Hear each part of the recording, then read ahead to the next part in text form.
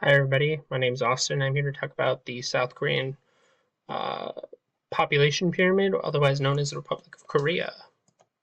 Uh, Here's South Korea, south of North Korea, and just southeast of China. Here's its population map. I was very surprised of how small it is. It does have a population of 51 million people, which is a lot. And as we can tell over its population curve over the next probably about 80 years, it is set to decline as it is peaking at where it's at in its current state. Um, it is at about 51 million, as I said, but it is set to go to about 29.5 million over the next 80 years. And I do think that is due to most of its population being between about 35 and 75. Um, and most of it's forced dying off in the next 80 years. As we look at its carbon emissions compared to the rest to the United States, its annual emissions is very low compared to the United States, and its cumulative emissions is very low compared to the United States, but rising. Its emissions per person, though, is catching up to the United States, mostly due to the fact that carbon emissions per person is down in the United States, and it is growing in the Republic of Korea. As I said, 51 million is a lot of people. It is about the 28th largest country in the world compared to the rest of the world. Um, its migrant report was very interesting. Most of the people leaving the Republic of Korea go to Japan and the United States, and the most of the people coming to South Korea are people coming from China. Its density rate versus the rest of the world, it is the 13th most dense country in the world.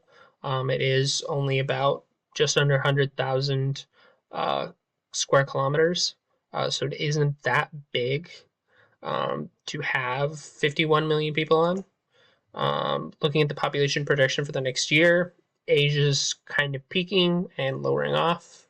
Africa is increasingly rising over the next 80 years.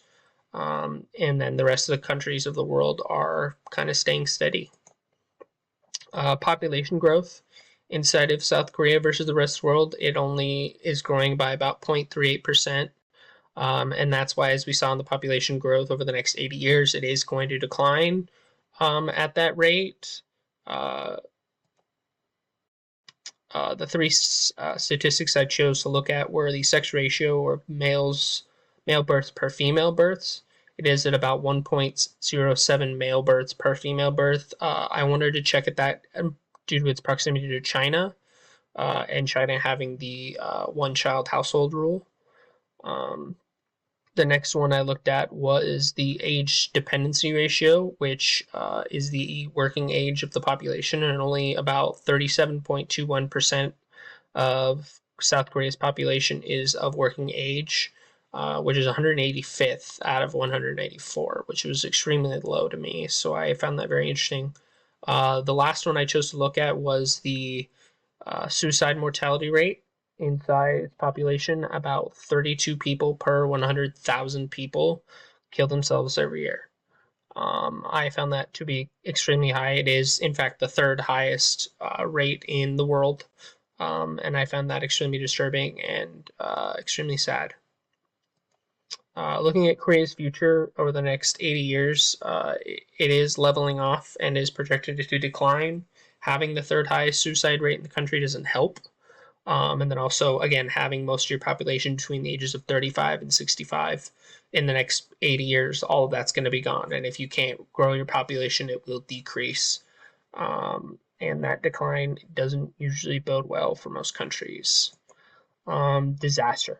If a geological disaster like an earthquake or tsunami happened in South Korea, it wouldn't go well.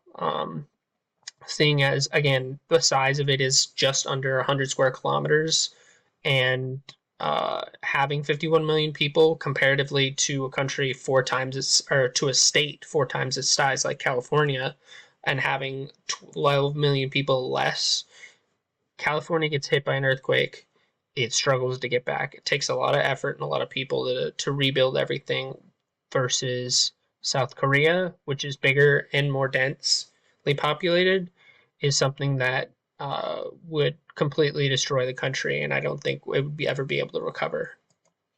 For the future, I really do like these activities. It is something that I truly enjoy, and I really enjoy doing and looking at all the data that is available to us as a population.